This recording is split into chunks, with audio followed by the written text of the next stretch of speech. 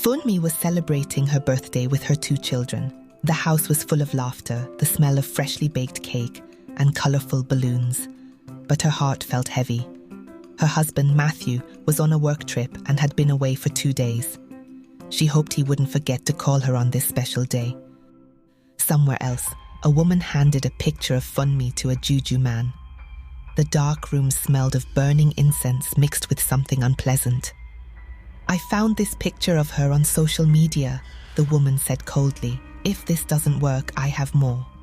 The juju man placed the picture on an altar, stained with the blood of 2 goats. "Speak your desire to the picture," he commanded. Without hesitation, the woman said, "Let Matthew Johnson leave his wife Funmi Abiola Johnson and his children. Make him love me and follow my directions." The juju man nodded and said, "So be it," sealing the ritual.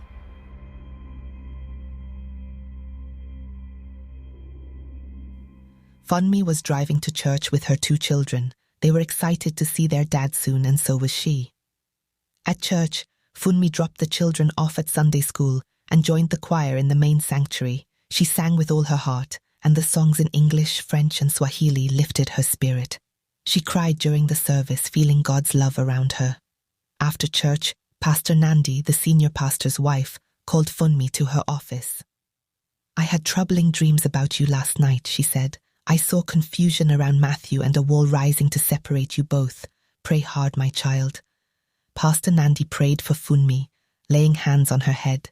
As Funmi closed her eyes, she saw a vision. She and Matthew were arguing, and a strange green smoke surrounded him. When Funmi shared her vision, Pastor Nandi said, "No weapon formed against your household shall prosper." That evening, Matthew came home. The children screamed with joy and hugged his legs. "I'm sorry I didn't call on your birthday," Matthew told Funmi. "The connection was bad, but I'll make it up to you tonight." He picked her up and carried her to their bedroom.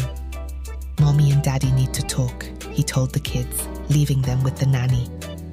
A few days later, Matthew decided to work from home to spend more time with his family. They shared meals, prayed together, and went on outings.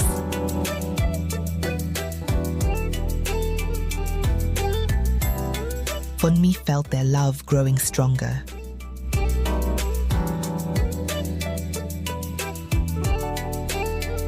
But soon Matthew became stressed at work. Long-time clients and investors were leaving the bank without explanation. He had to travel to win them back.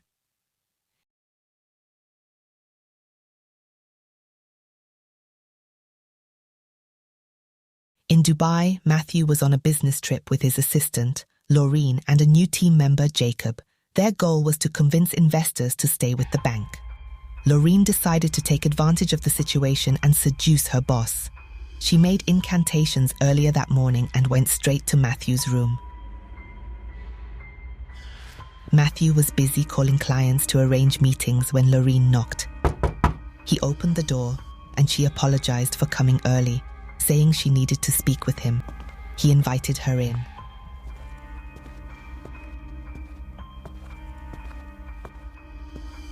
Suddenly, Laureen removed her sweatshirt and sat on his lap. "Laureen, I'm married. Please leave," Matthew said firmly. Submit your spirit to her command. Submit your spirit to her command. But he started to feel weak. In Abidjan, Funmi tried calling Matthew, but he didn't answer. "No weapon forged against your household shall prosper. No weapon forged against your household shall prosper." Feeling worried, she prayed for him, asking God to bless his work and protect him. More relaxed now, she drank some tea.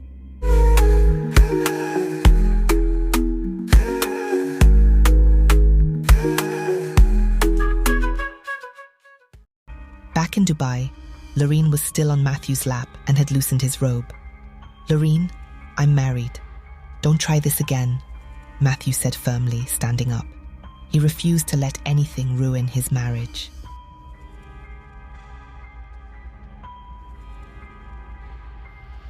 At that moment, Jacob walked into the room.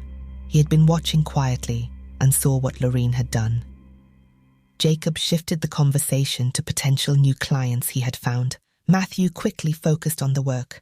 They met the new clients and successfully secured deals. Soon, they returned home to Abidjan.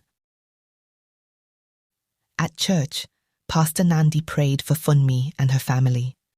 Funmi saw the green smoke around her husband disappearing. Matthew worked closely with Jacob, securing more deals. For Lorene, it had become hard to meet Matthew alone. One day, she rushed to his office when she heard his voice, only to find Jacob there. "Where is the boss?" she asked.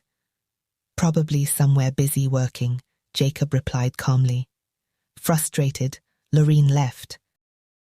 Realizing her charm was no longer working, she returned to the juju man for reinforcement. The bank gained more clients than ever before. Everything was going well. Matthew decided to work from home to be closer to his family. Lorene's plan had failed.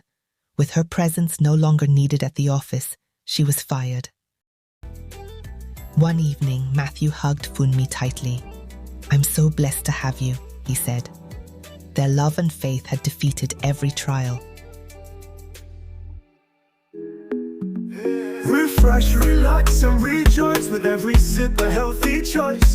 From common herbs to soothing eggs, tis a gentle boost that nature makes.